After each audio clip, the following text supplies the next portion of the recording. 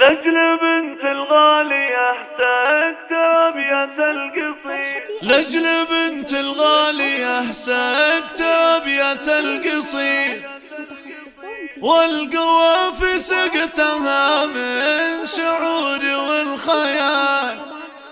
هذه هاجر مترف وشيخة الزنا الفريد، سيده متصدره بالمحاسن والخصال. فرحتي أجمل لتنفيذ أرقى الزفات والشيلات لكل المناسبات، متخصصون في سحب الموسيقى والتواصل والوصف.